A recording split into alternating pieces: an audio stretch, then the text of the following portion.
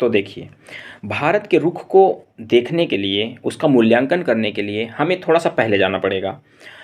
साल 15 अगस्त 1947 भारत ब्रिटिश उपनिवेशवाद से मुक्ति प्राप्त कर रहा था और अगले ही कुछ महीनों बाद पाकिस्तान से पहला हमला भारत को झेलना पड़ा, जब पाकिस्तान ने अपने कबाइलियों को भारत में भेजकर और कश्मीर जो टेरिटरी थी उस समय, जो स्वतंत्र टेरिटरी थी उस समय, उस पे उन्होंने हमला किया और उसे ज़बरदस्ती जबरियन उसे ऑक्यूपाई करने का प्रयास किया।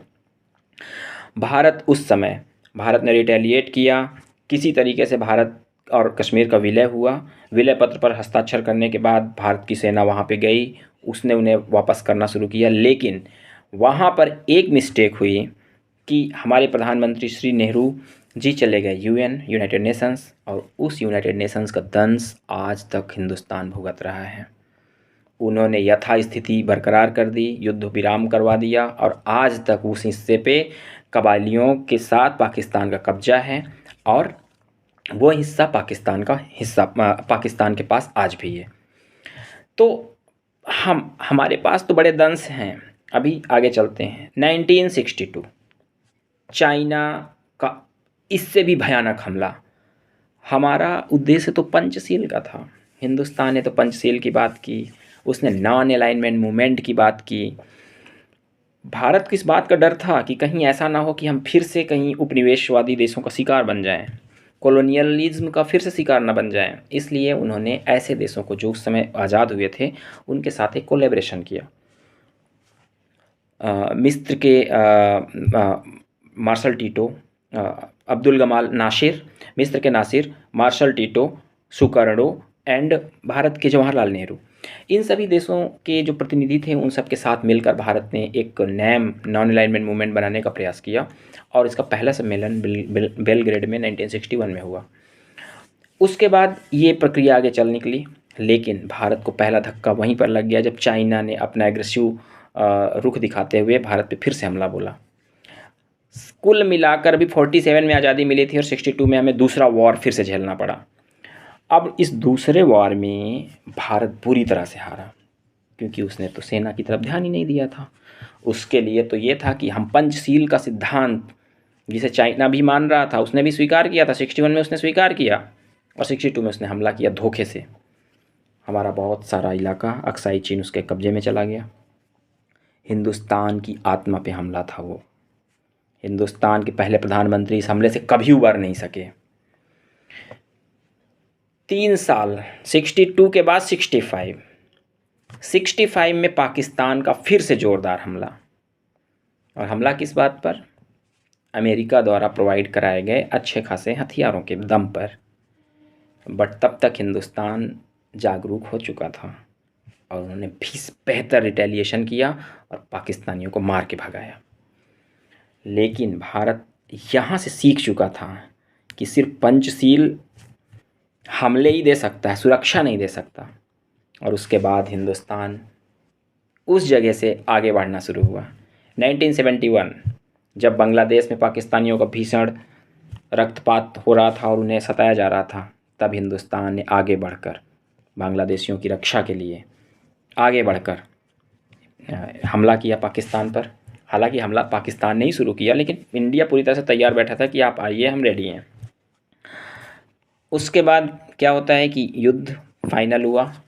युद्ध में हिंदुस्तान का परचम लहराया, लेकिन युद्ध के बीच में अमेरिका ने अपना बेड़ा, 7वां बेड़ा, जंगी बेड़ा हिंदुस्तान के लिए भेज दिया। उस समय हिंदुस्तान के पास मदद के लिए कोई भी देश नहीं था। सभी देशों ने प्रतिबंध पे प्रतिबंध लगाना शुरू किया। भारत को आक्रांता देश घोषित किया गया, जबकि चाइना के मामले में ऐसा नहीं हुआ। 65 में पाकिस्तान के मामले में ऐसा नहीं हुआ, लेकिन 71 में इंडिया के मामले में ऐसा हुआ। जबकि एक बड़ा क्षेत्र जो कि सताया जा रहा था, जिसने डिमांड की कि हमारी रक्षा कीजिए, उसके लिए इंडिया गया था। अमेरिका का 7वां बेड़ा। उस समय कोई देश दुनिया भर का ऐसा नहीं था जो हिंदुस्तान के लिए आगे बढ़ा हो। तब रूस ने आगे बढ़कर अपने जहाजी बेड़ों को अमेरिका को काउंटर करने के लिए हिंद महासागर में भेजा। उसके बाद स्थितियां आगे बढ़ी। 71 के बाद फिर संयोग से ऐसा कभी टाइम नहीं आया जब वार हुआ हो, बट 1998 में फिर से एक छोटी सी लड़ाई हमें लड़नी पड़ी पाकिस्तान के ख़िलाफ़, लेकिन तब तक हिंदुस्तान बहुत आगे निकल चुका था और 1998 में ही उसने पोखरण में परमाणु परीक्षण करके 2 परमाणु परीक्षण करके और उसने ये साबित कर दिया, उसका टाइटल दिया गया लाफिंग बुद्धा। तो अब उसका कारण ही यही था कि ये बुद्ध की धरती है जो शांति के लिए हमेशा प्रयासरत रहती है, लेकिन इसने हमेशा हमले झेले हैं। और एक बात, ऐसे समय पर आप बताइए यूएनएससी ने कितना भारत का सपोर्ट किया, अमेरिका ने कितना भारत का सपोर्ट किया, यूक्रेन ने कितना सपोर्ट किया, या दुनिया के कौन से देश ने आगे बढ़कर हिंदुस्तान की मदद के बारे में सोचा। उल्टे 1998 में जब पोखरण में परमाणु परीक्षण हुए थे तो सबसे पहले प्रतिबंध लगाने वाले देशों की सूची में अमेरिका से लेकर यूक्रेन तक सारे देश शामिल थे। हिंदुस्तान की खास बात रही है कि हिंदुस्तान अपनी विदेश नीति में स्वतंत्र नीतियों का पालन करता आया है, करता रहेगा। आज हिंदुस्तान के प्रत्येक व्यक्ति की भावनाएं यूक्रेन में पीड़ित हो रहे हर व्यक्ति के साथ हैं, हमारी मानवीय संवेदनाएं उनके साथ हैं। उन ऐसा नहीं होना चाहिए, युद्ध जल्द से जल्द रुकना चाहिए, लेकिन इसके लिए हम रूस की कीमत लगा दें, ये हमारे विदेश नीति के लिए और हमारे निजी मूल्यों के लिए ये ठीक नहीं है। रूस ने कई बार हमारे लिए वीटो लगाया है, हमारे पास वीटो पावर नहीं है, लेकिन उसने कई बार यूएनएससी की काउंसिल में वीटो हमारे लिए इस्तेमाल किया है। तो कुल मिलाकर यहाँ रूस की तरफदारी करने नहीं बैठे, लेकिन जो एक फैक्ट है जिससे हमारी विदेश नीति का एक निर्णायक जो रुख होता है कि हम किधर कौन सा रुख अपना रखेंगे, तो इसके बारे में बात हो रही है कि हम इन सब बातों को देखते हुए हम अपना कोई निर्णय लेते हैं। जहाँ तक रही बात अपने हितों की, प्रत्येक देश का पहला दायित्व है कि वो अपने देश के नागरिकों का हित देखे। हिंदुस्तान का अपनी एक सोच है। यूक्रेन आज हिंदुस्तान से रिक्वेस्ट कर रहा है कि पुतिन से बात करके और इस युद्ध को कंट्रोल करवाइए। रसिया का अपना एक उसने ग्रेटर रसिया का अपने उसने सपना देख रखा है, वो उसे अपने पूरे करने में लगे हुए हैं। लेकिन इन दोनों के बीच में जो सबसे बड़ा हित किसी का सध रहा है वो कौन से देश हैं? ऐसे देश हैं यूरोपियन यूनियन और अमेरिका।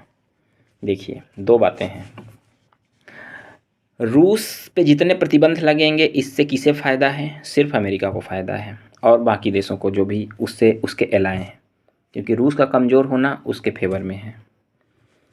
यूक्रेन के बहाने उसकी बुरी इमेज बनाना उसके फ़ायदे में है। इस युद्ध को लंबा खींचना उसके फ़ायदे में है। तो इससे फ़ायदा किसको हो रहा है? अमेरिका को हो रहा है। लेकिन रूस को गलत कौन देश कहे, वो किससे कहलवाना है? इंडिया से कहलवाना है। क्यों? क्योंकि इंडिया उसका मित्र राष्ट्र रहा है।